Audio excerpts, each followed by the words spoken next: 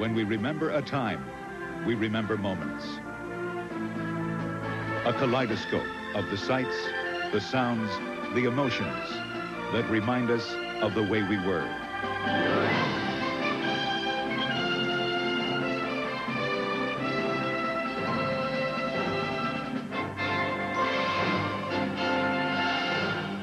Our world. It's about time. Here are Linda Ellerby and Ray Gandolf. For the next hour, think of your television set as a time machine. It's a short haul tonight, barely more than a decade. But let's put some clippings into the scrapbook before we forget to remember. Welcome to our world. It is the autumn of 1975. We are post-Vietnam, post-Watergate, post-Woodstock, and as a nation, we seem to be involved in a kind of inner struggle to find ourselves. Some symptoms of the struggle are political and racial violence and financial disaster. Some symptoms are raw humor, fantasy fears, and discos. The time-honored ways with which Americans deal with their inner struggles are by getting angry, getting drunk, or seeing a psychiatrist.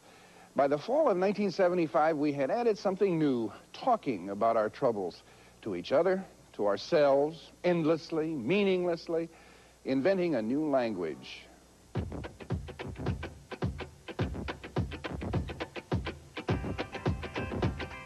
Writing in New Times, R.D. Rawson coined the perfect word for all this, psychobabble.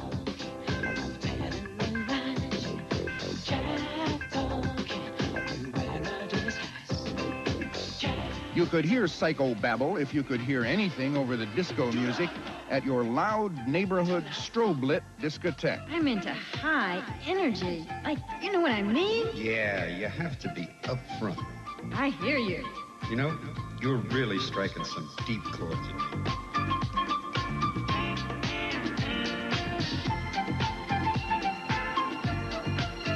Yeah, mellow, real mellow. Are you sure you're not an Aries? You look like a Scorpio. What's your sign, baby? You know, I'm really getting my head together. Yeah, well, I'm sort of in a weird space. Well, I'm getting in touch with my feeling. Real heavy into meditation. That's such an incredible trip.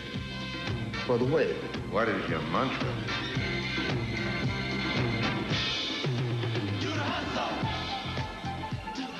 Well, 75 was a big year for a whole new set of cant phrases about human psychology. People are always talking about having their own space. We're not communicating. The writer Tom Wolfe loathed one particular word particularly. You know, to this day, I can't say the word relationship. I'll go way around Robin Hood's barn to avoid it. I'll say relation if I have to use the word, and I probably used relation incorrectly. For Wolfe, another pet peeve was est, a kind of sensitivity training. I met an agent, a Hollywood agent, whom I hadn't known before, and she began to tell me about her experience in an est seminar, and up to several hundred people would be in a banquet room. They wouldn't be allowed to leave except to go to the bathroom. This was like a marathon encounter session. And the trainer, who was the leader, was called a trainer. He was up on a dais, and he would tell the people who'd come to this seminar to take their fingers off the repress button. And he'd say, tell us what one thing you would most like to eliminate from your life. And they would go up to a microphone and say these things. And usually it was something like, my wife, my husband, my homosexuality, my weakness, my inability to communicate. Well, this particular woman said that the worst thing and the thing she wanted to eliminate most from her life was hemorrhoids. And she meant it. So she started concentrating on her hemorrhoids. And she started moaning.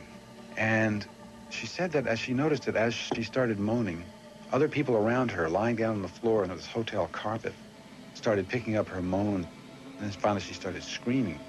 She said it was one of the most exhilarating experiences of her life. She had moved an entire crowd of people, hundreds of them, with her hemorrhoids. And that, I think, was the key to that, one of the keys to the psychology of that period, which was that people found ways to put themselves on stage. The gurus took center stage. The Maharishi Mahesh Yogi adorned the cover of Time magazine the week of October 13. He had made one of his rare visits to the United States to sell his panacea, Transcendental Meditation. TM was a kind of non-chemical tranquilizer with no bad side effects. Many Americans found it an effective way to calm their inner stress. 2 books on meditation became bestsellers that fall.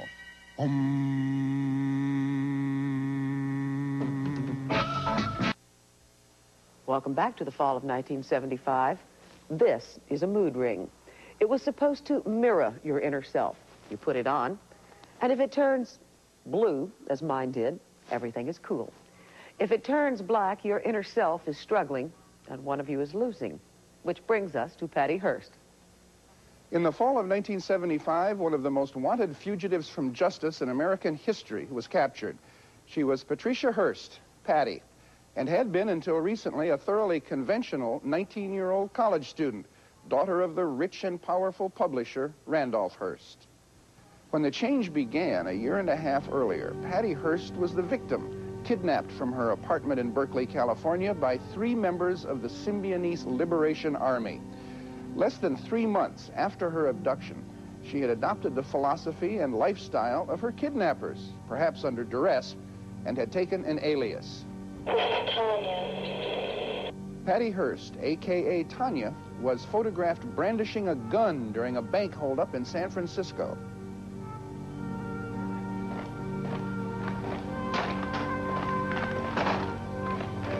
On May 17, 1974, more than 400 FBI agents and local police besieged a house in Los Angeles where Patty was believed to be hiding. They shot more than 5,000 rounds and were shot at. The house caught fire. 6 bodies, all members of the SLA, were recovered. Patty Hearst was not there.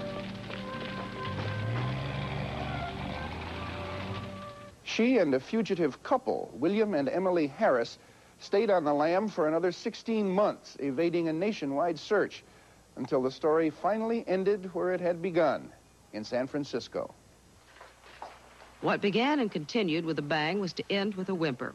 On September 18th, the Harris couple was captured in San Francisco. The Harrises were brought in, still defiant. Not much more than an hour later, police and FBI agents were directed to this neighborhood and this house. At 2:25 p.m., we arrested Patty Hearst and Wendy Yoshimura at 625 Morse, M-O-R-S-E. There were 3 automatic rifles, 2 shotguns, and several handguns in the house. Inspector Tim Casey, San Francisco Police, had been on the Hearst case from the start. Just when we got to the top of the porch, a little girl, Yoshimura, stood up and saw us. And of course, we had our revolvers in our hand. Tom says, "Get over here and open the door."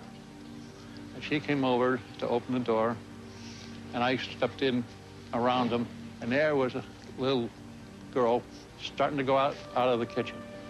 And at that point, I thought, there's a gun. She's got a shotgun in this room, and, you know, they're very close, and if I go to the window, and then I thought, now, no shootout. And I walked out with my hands up.